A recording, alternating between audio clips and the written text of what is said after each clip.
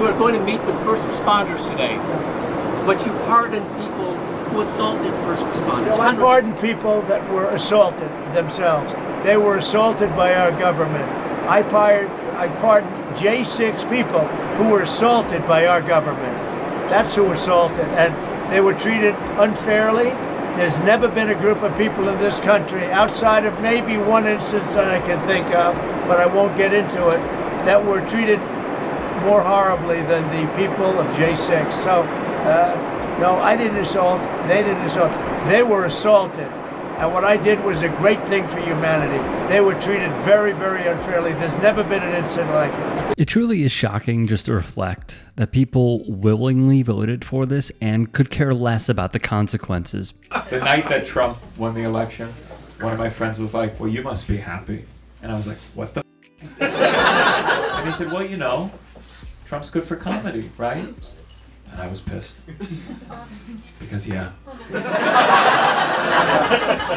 Trump is sometimes good for comedy. In the same way that I'm sure sometimes the passenger screams harmonized with the quartet on the Titanic.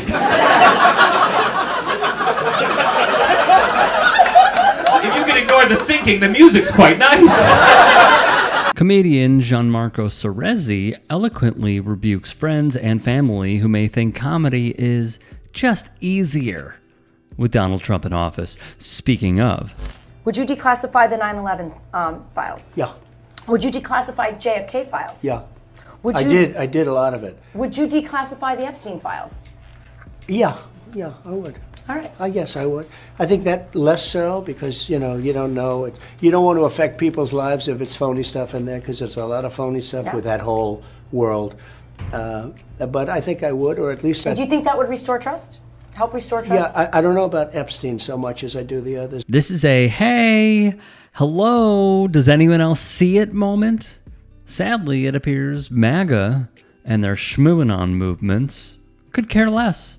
Thus, you're telling me that all these comedian podcasters who make Epstein jokes, I make Epstein jokes, and you were sitting across the guy who's been in multiple pictures at different times of his life with Epstein, and you didn't even mention it? Yeah. You didn't mention it? They don't even seem to explain why.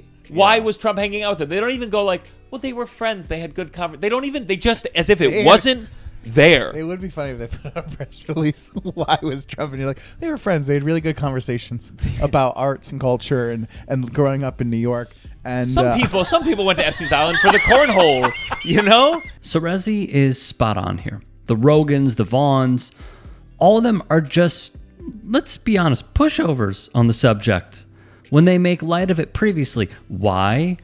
Because they have a newfound audience and they love the money they generate off them. Hey guys, quick break in the action. I have a new show coming out called The Rick Strom Show. It is going to be awesome. I'm interviewing musicians, athletes, producers, writers, journalists, authors, sports doctors. Go check it out at youtube.com/@TheRickStromShow. Also be sure to throw me a follow on Instagram, Threads, Blue Sky. It can all be found in the description box below. Thank you. The new Trump administration has fired federal prosecutors at the Department of Justice who were involved in the criminal cases investigating President Trump and his role in the January 6th Capitol riots. This move to fire, we're told, over a dozen officials who worked on criminal investigations related to President Trump. The acting attorney general sent out a memo earlier notifying them that they are being removed from their positions, saying, quote, "You played a significant role in prosecuting President Trump. The proper functioning of the government critically depends on the trust superior officials place in their subordinates. Given your significant role in prosecuting the president, I do not believe that the leadership of the department can trust you to assist in implementing the president's agenda faithfully." Of course, they don't, because this gives credence to a talking point many had prior to the election. Trump wanted the power, yes, but while he was running for president, he was also running from being held accountable. So I guess Donald Trump fired a lot of the prosecutors in the Department of Justice that were involved in the criminal investigations against him. And part of me's like, yeah, they don't seem very good at their jobs. I mean, I agree. They said they want to get this guy in jail. He's president again. Fire those mother.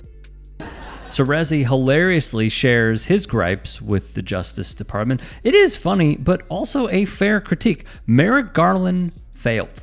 The Department of Justice failed. And here we are in 2025. With respect, could you explain your gun control policy to the parents of the victims of school shootings? I could. We have a Second Amendment and right to bear arms, essentially.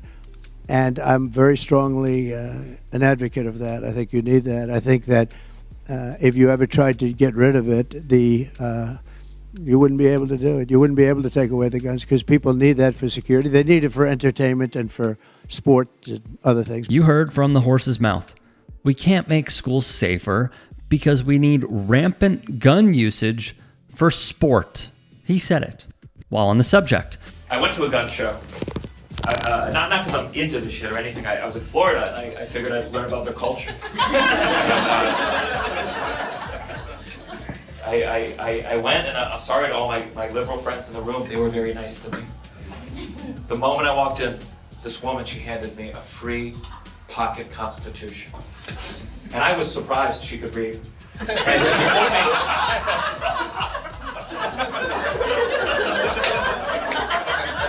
she pulled me to the side like she was telling me a secret. And she was like, did you know, they don't even teach kids about the Second Amendment in schools anymore. And I was like, don't you think they're getting enough hands-on experience? Which, listen, that's not what I said. Because I was scared to be there. I was scared some crazy motherfucker was gonna show up to the gun show, just shooting up the place. But then I was like, wait a second, no one would be stupid enough to even try that because everyone here has a gun. Maybe there'd be no more mass shootings if everyone had a, get the out of Florida right now. What did I just say? a great moment.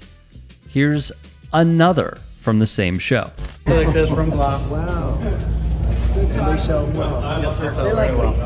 They like I'm going to buy one. Sir, if you want one, this one. No, I want to buy one. I want to buy one. Can I get one more picture with the president? Go ahead. And it's right here. I just want.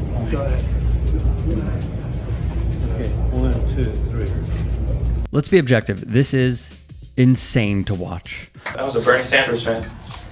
And my dad, you say womp womp?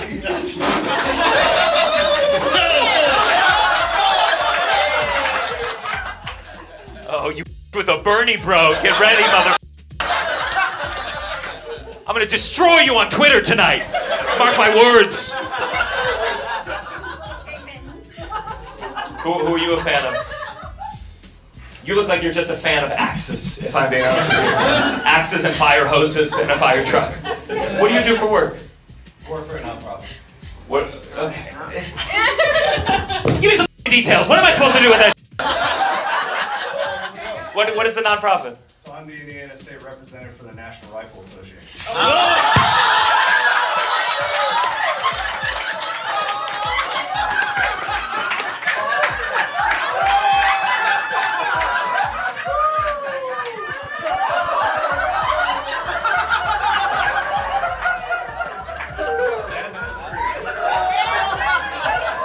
What's not insane is seeing Gianmarco live in person. Head to his website for tour updates, and of course his socials for more content like on Instagram and TikTok. Kudos to him.